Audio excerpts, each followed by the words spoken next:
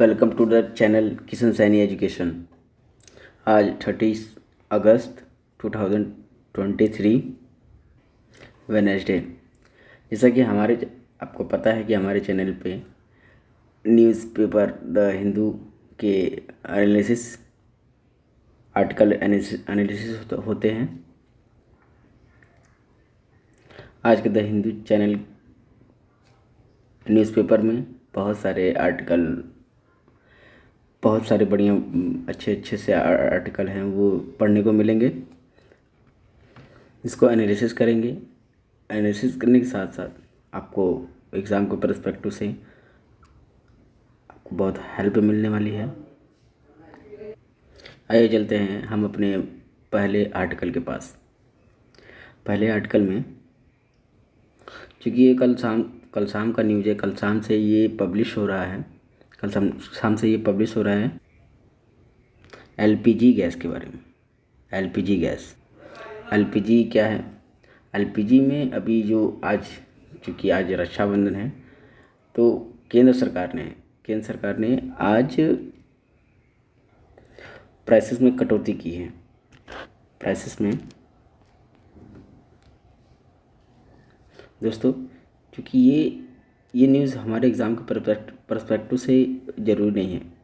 इसमें क्या है, ये रेट फ्लक्चुएट होते रहते हैं। हमारे जो घरों में जो एलपीजी गैस आते हैं, ये रेट फ्लक्चुएट होते रहते हैं। क्योंकि एग्ज़ाम पर्सपेक्टिव से एक स्कीम है। स्कीम को लेकर यहाँ पर बात हो रही है, प्रधानमंत्री उज्ज्वला योजना के बारे में। आइए उज्ज्वला योजना के बारे में समझते हैं। अब ये समझिए कि आने वाले साल में 2024 में चुनाव है, इलेक्शन है। क्योंकि अगले साल चुनाव है, लोकसभा चुनाव है। तो इसमें क्या है, चुनाव में क्या है कि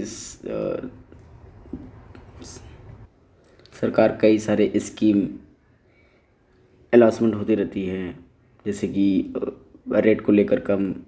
अब क्या है कि रक्षाबंधन के अवसर पर इन्होंने एलपीजी गैस का रेट कम कर दिया है। अब यहाँ पे केंद्र सरकार ने रक्षाबंधन का गिफ्ट दिया है, गैस सिलेंडर को कम करके उसके 2000 रुपीज़ कम किया है।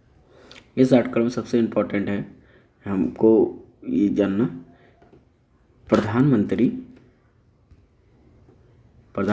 उज्ज्वला योजना के बारे में।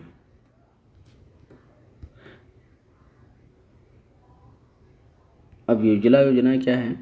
एक तो केंद्र सरकार कर रही है चुनाव के पर्सपेक्टिव से कि अगले साल लोकसभा का चुनाव होने वाला है। उसके पर्सपेक्टिव से हमको कर रही है कि इस रेट में कम कर रही है, क्योंकि धीरे धीरे ये रेट बढ़ रहा था, ये रेट इंक्रीज हो रहा था धीरे धीरे। फिर उसके बाद ये इन्होंने रक्षाबंधन के त्यौहार पे इन्होंने एलपीजी की गैसों का रेट कम किया है। अब केंद्र सरकार क्या कर रही है, क्या नहीं कर रही है, उसके बारे में हमको नहीं जानना है। हमको तो योजना के बारे में जानना है। तो आइए चलिए योजना के बारे में जानते हैं। अब क्या है कि पहले जो घरों में रसोई में जो खाना बनता थे, वो ऊपरी तो आप जानते होंगे दोस्तों, ऊपरी उपले, आप कह सकते हैं लकड़ी से खाना बनते थे। तो इससे क्या होता था,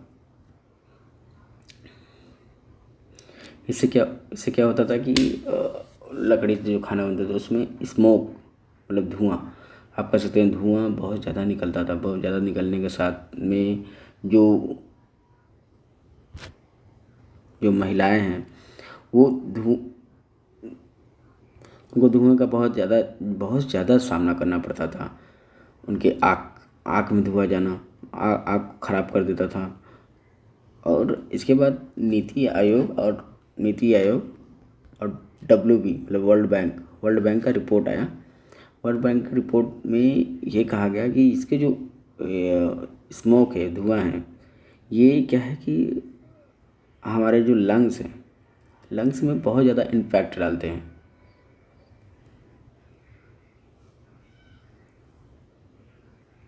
हमारे घरों में जो खाना बनते थे पहले के ज़माने में, जैसे रसोई का यूज होता था। और उसमें क्या है कि उपले उपले से बनाए जाते थे, लकड़ी से बनाए जाते थे। लकड़ी से बनाने से क्या है कि स्मोक स्मोक मतलब धुआं धुआं ज़्यादा निकलता था। अब धुआं ज़्यादा निकलने से हमारे हेल्थ के ऊपर बहुत ज़्यादा इम्पैक्ट पड़ता था।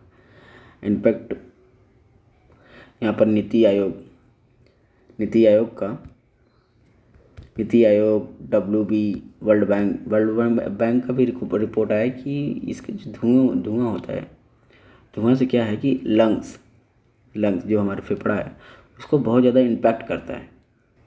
अब दूसरी चीज़ क्या है कि जब पहले के ज़माने में जब वो लकड़ी पे खाना बनता था, तो उसमें क्या है कि नेचुरल रिसोर्सेज जो जैसे कि का यूज होता था, यूज होने के साथ साथ और इसमें जैसे कि महिलाएं हो गए और बच्चे हो गए, बच्चे हो गए, ये लोग लकड़ी ढूंढने के लिए जाते थे। इसमें क्या है कि बहुत ज़्यादा टाइम लग जाता था। और दूसरे की अपेक्षा में उनको सारे जो ईंधन के सामान है उसमें ढूंढने में बहुत ज़्यादा उनका टाइम लग जाता था। गांव के लोग गांव के लोग में जो वीमेन हैं, बच्चे हैं, ये सब ईंधन का सामान ढूंढने में जाने में बहुत समय लगता था। हम पहले थे तो हम खुद हमारे चूँकि हम गांव से भी बिलोंग करते हैं, तो शाम को जैसे अब छोटे छोटे थे ही, शाम को जैसे खाना वाना बनने के लिए हो तो लकड़ी जाते थे, लेके आते थे, पेड़ काट कर लेके आते थे। जब वो सूख जाता था घर के पास में रखते थे, जब वो सूख जाता था तो वो फिर वो खाना बनाने के काम में आता था। जैसे कि खासकर हम लोग बबूर का पेड़ होता है गांव गांव में, अगर आप देखेंगे तो बबूर का पेड़ होता है।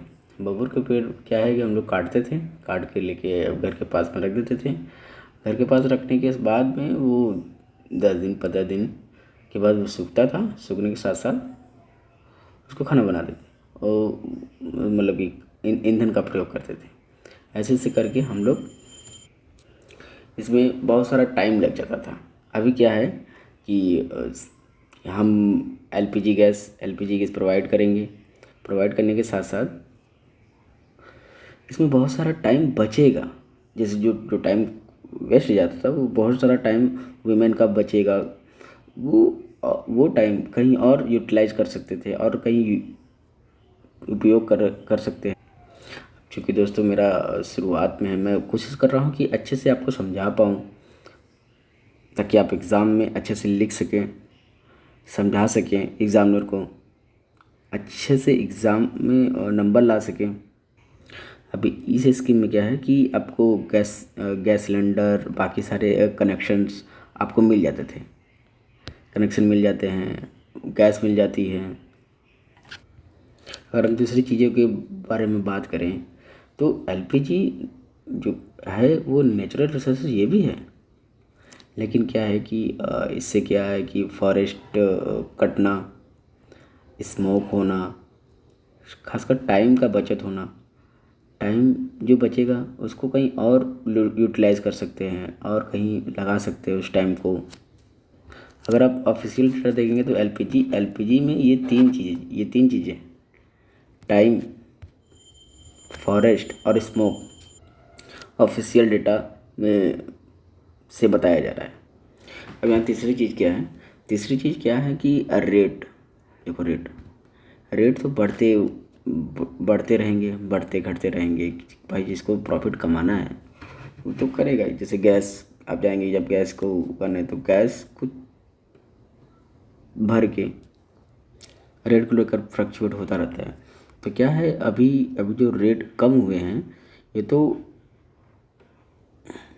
सबके लिए कम हुए ही हैं।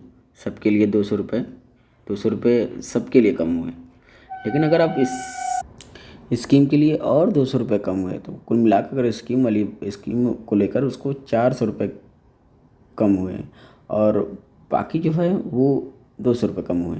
अब आपको मैं समझाता हूँ। मान लो कल सुबह तक गैस सिलेंडर 1200 रुपये का था, ठीक है। ये ये इनको भी था, और जो स्कीम के तहत हैं उनको भी था 1200 रुपये का।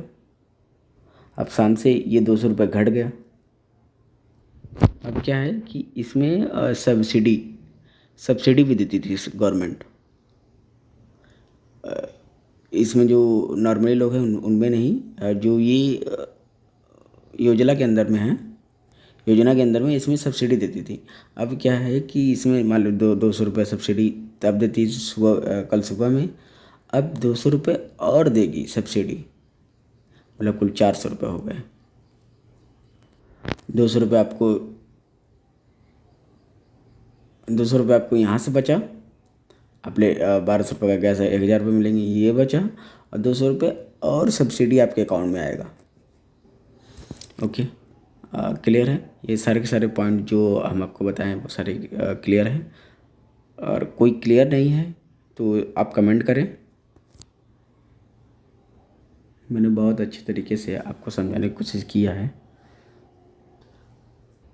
ना आते हैं अब अपने नेक्स्ट आर्टिकल की तरफ। Next article, when will you resort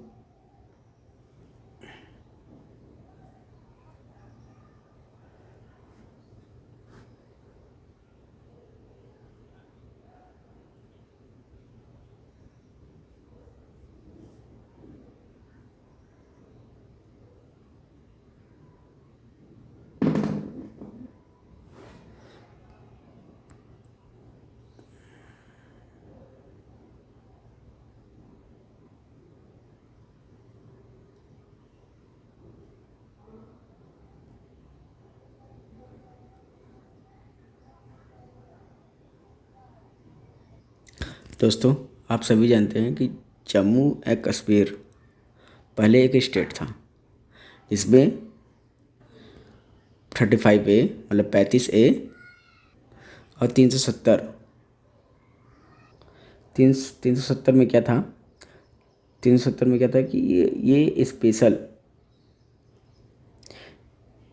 status दिया गया था, जिसको हम जानते हैं वहाँ के लोगों को स्पेशल स्टेटस मिलता था। वहाँ के जो लोकल लोग हैं उस पर रिस्ट्रिक्शन भी लगाता था। अभी क्या गवर्नमेंट ने क्या किया, गवर्नमेंट ने इसको रिमूव कर दिया।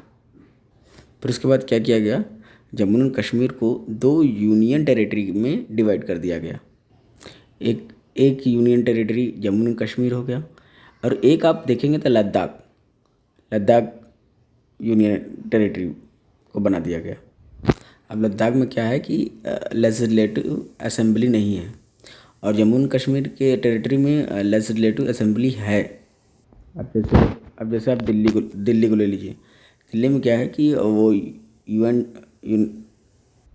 दिल्ली यूनाइटेड यूटी है, इसमें लेजिस्लेटिव असेंबली भी है, सीएम भी है। काफ़ी समय से ये क्वेश्चन बना हुआ है, लेकिन अभी यहाँ पे इलेक्शन हुए नहीं हैं। एक क्वेश्चन काफ़ी समय से किया जा रहा है कि आपने एंटिटी का, आपने उसका स्टेटस कन्वर्ट किया यूनियन टेरिटरी के अंडर में। अब क्या है दोस्तों कि ये जम्मू एंड कश्मीर और लद्दाख जब ये यूटी हो गए, इसके पहले ये स्टेट थे तो उनकी कुछ पावर थी। जब आप यूनियन टेरिटरी के कन्वर्ट कर देते हैं तो इसमें सारा का सारा पावर जो है वो केंद्र सरकार के पास में होती है। अब यहाँ पे सुप्रीम कोर्ट में पिटिशन डाली गई है। उसमें सबकी मांगे ये है कि सबसे पहले क्या है कि जम्मू एंड कश्मीर को वापस से स्टेट का दर्जा मिल जाना चाहिए, वापस से इसको स्टेट बना दिया जाए। दूसरी मांग ये उठ रही है कि 370 और 35 है जो रिमूव हो गया है, उसको फिर से ला दिया जाए। क्योंकि यहाँ पे सुप्रीम कोर्ट के जज चंद्रचूड़ जी पहले से ही बोले हैं कि ये 335 में क्या है कि वो राइट्स का वॉल्यूशन हो रहा था, राइट्स लोगों को नहीं मिल रहे थे। उसके बाद लोगों का कहना है कि जम्मू एंड कश्मीर को स्टेट बना दिया जाए, स्टेट का दर्जा दे दिया जाए। यहाँ पे गवर्नमेंट बोलती है, यहाँ पे गवर्नमेंट बोलती है कि हम इसको ज़रूर से स्टेट का दर्जा बना देंगे, ज़रूर ये स्टेट बनेगा, लेकिन क्या है कि कब बनेगा, कब, इसकी टाइमिंग अभी नहीं क्लियर है।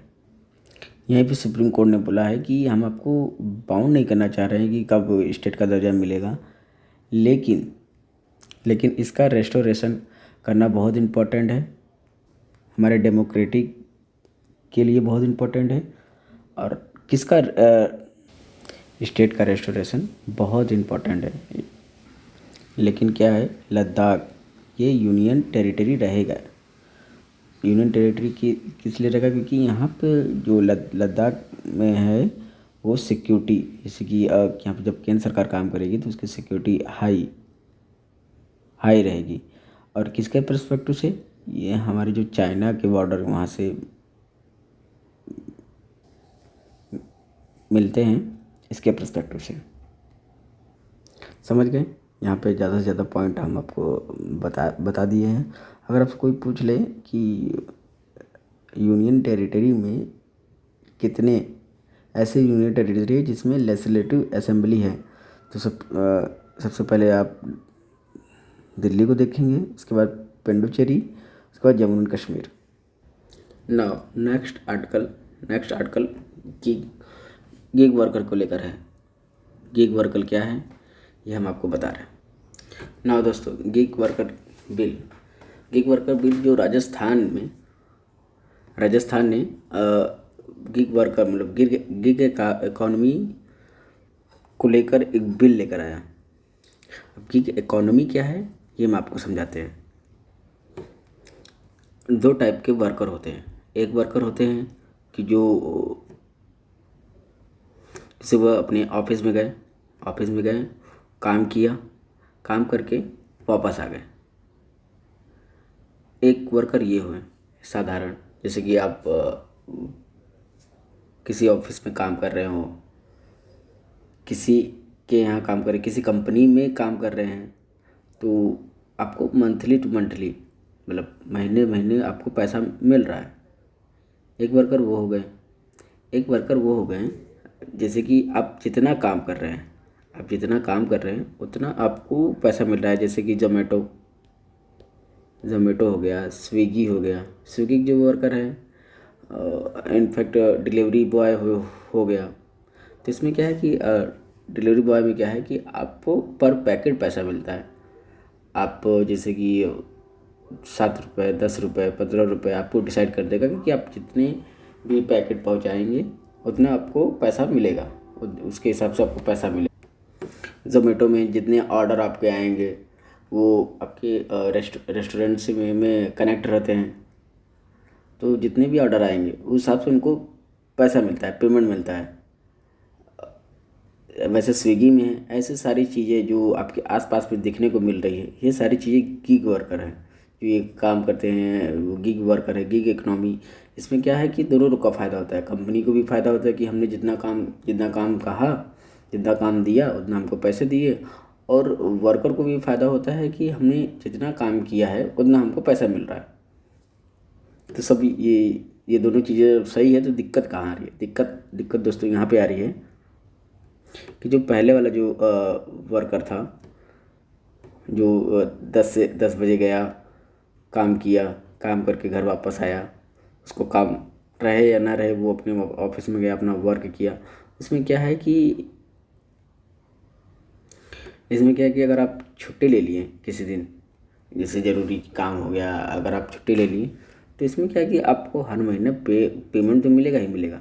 एक तरफ हो गया गिग वर्कर, जैसे कि लोग काम कर रहे हैं, मेहनत कर रहे हैं इतना, कभी कभी बीमार पड़ जा रहे हैं, तो अगर आप इसमें अगर आप देखेंगे तो अगर आप बीमार हो गए तो चलिए कोई दिक्कत नहीं है, आपको पेमेंट हर महीना मिलता रहेगा। अब इसमें क्या है कि अगर आप गिग वर्कर में अगर आपका तबीयत ख़राब हो गया, आप कुछ हो गए, तो पेमेंट तो मिलेगा नहीं, क्योंकि आपने कुछ काम तो किया नहीं है। एक तरफ क्या है, एक तरफ फ़ायदा तो है कि हम इंडिविजुअल काम कर रहे हैं, एक से कई जगह पे काम कर रहे हैं, ज़्यादा पैसा अर्न कर रहे हैं, क्योंकि इसमें इसमें आपको सैलरी फिक्स है। इसमें आपको सैलरी फिक्स है कि 10,000 15,000 जो भी मिलेगा, लेकिन इसमें इसमें आप 10,000 15,000 20,000 25,000 भी कमा सकते हैं। इस तरीके से इंडिविजुअल और गीग वर्कर काम करते हैं। अब इसमें क्या है, अब क्या है कि काफ़ी समय से आ रहा है कि गीग इकोनॉमी आने वाले समय में और ज़्यादा बढ़ेगी और ज़्यादा काम करेंगे। अब क्या, अब इसके लिए हमको कुछ चीज़ें और वो कदम उठाने पड़ेंगे, कई सारे स्टेप उठाने होंगे, कई सारे कदम उठाने होंगे। जिसमें सबसे पहले आ रहा है कि गीग वर्कर को लेकर हमको एक बोर्ड बनाने चाहिए।